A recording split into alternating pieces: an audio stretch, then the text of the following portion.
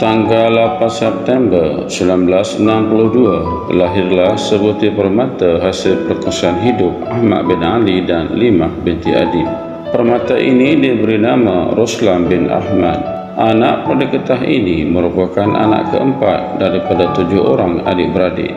Menjangkau usianya 22 tahun, anak jati kampung Banggu Judah ini bertemu jodoh dengan pasangannya Rahimah binti Tajim. Hasil perkongsian hidup mereka dikurniakan 2 orang putra dan 4 orang putri yang sekarang ini memiliki kerjaya dalam bidang masing-masing. Pada 8 Ogos 88, Cikgu Ruslan kejam pelamin buat kali keduanya apabila bertemu jodoh dengan pasangannya Sarifah binti Lasa yang juga seorang pendidik. Hasilnya mereka dikurniakan 3 orang putra.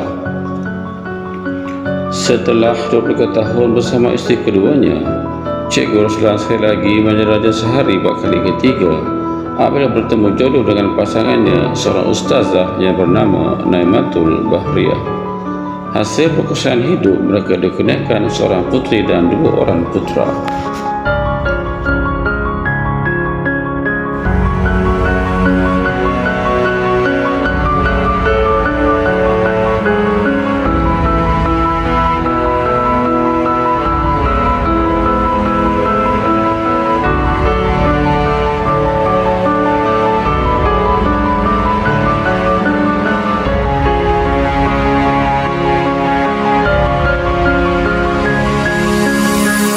Cikgu Ruslan bin Ahmad mendapat pendidikan awal di SK Blukar pada tahun 69 bermula darjah 1 hingga darjah 3. Beliau kemudiannya memasuki darjah 4 di SK Hamzah Macang sehingga darjah 6 bermula tahun 72 hingga 74.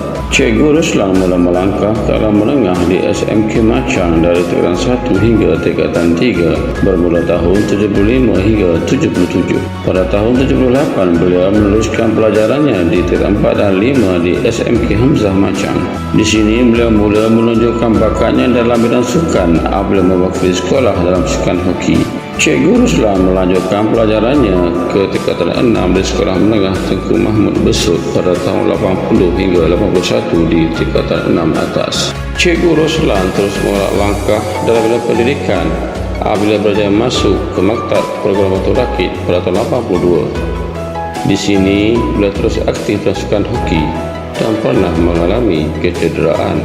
Setelah 3 tahun, beliau akhirnya berjaya menamatkan kursus pendidikan awal kanak-kanak dan bidang muzik pada tahun 84. Cikgu Ruslan memulakan kerjanya sebagai seorang pendidik bila berjaya ditempatkan di SK Seri Payung pada tahun 85. Pada tahun 88, beliau bertukar pula ke SK LKTP Jalur Barat.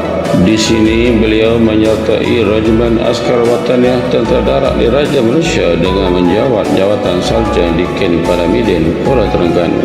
Setahun di SK LKTP Jalur Barat, beliau kemudiannya ke SK Keruak Besut pada tahun 90 hingga 91. Cikgu Ruslan akhirnya pulang ke negeri kelahirannya apabila ditempatkan di SK Surat 1 Tanah Merah bermula tahun 91 sehingga 93. Setelah itu, beliau bertugas pula di SK Surat 3 dari tahun 94 hingga tahun 2006. Selaku konselor sepenuh masa di SK Surat 3, beliau aktif memimpin murid dalam pidato sehingga mendapat naik johan 2 tahun berturut-turut dan mendapat johan pidato Piala Diraja Perangkat Kebangsaan pada tahun 2005.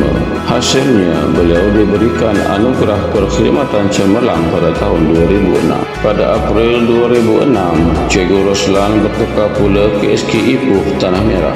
Hanya nama beliau yang berada di SK Ipoh kerana sepanjang tahun 2006 hingga Mei 2008, beliau diarah bertugas di PPD Tanah Merah sebagai Setiausaha Kerja MSSD Tanah Merah Macang sehingga Mei 2008. Kecemerlangan dan komitmennya dalam kurikulum, Cikgu Ruslan akhirnya menjawat jawatan penungkangan kurikulum dan bertugas di SK Star Gua Musang bermula Jun 2008. Setelah 2 tahun 6 bulan di Ulu Kelantan, Cikgu Ruslan mudik ke Hilir dan bertugas di SK Tuuban bermula Januari hingga September 2011. Akhirnya pada Oktober 2011, Cikgu Roslan bertukar ke SK Bukit Perah dan terus menggalas jawatan penekanan kurikulum sehingga kini. Di SK Bukit Perah, Cikgu Roslan sangat komited dalam bidang kurikulum dan meraih beberapa kejayaan. Antaranya, memertabatkan olahraga dan laran mini Kelantan sebagai atau sekolah bermula 2012 hingga 2018. 6 tahun berturut-turut telah melahirkan nama besar atlet larian di peringkat PPD Basimas dan kejohanan laran mini Kelantan dengan atlet SK Bukit Perah sentiasa berada di podium kejohanan. Dalam bidang muzik pula, beliau membuktikan pengalaman dan kepakarannya apabila mengubah dan menulis lagu Wawasan Nusa yang menjadi lagu rasmi SK Bukit Perah. Cikgu Roslan juga sangat disenangi warga SK Bukit Perah dengan perwatakannya yang bersahaja, suka berseluruh dan mencuit hati. Tidak heranlah beliau terkenal dengan panggilan Piku di kalangan rakan-rakan guru sempena dengan jawatannya. Hari ini, Datuk kepada 10 orang cucu ini bakal menamatkan khidmat bakti beliau setelah 37 tahun menggalas tanggungjawab.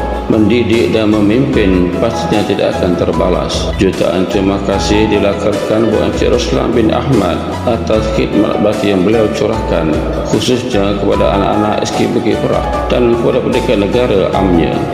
Baktimu disanjung, budimu dijunjung.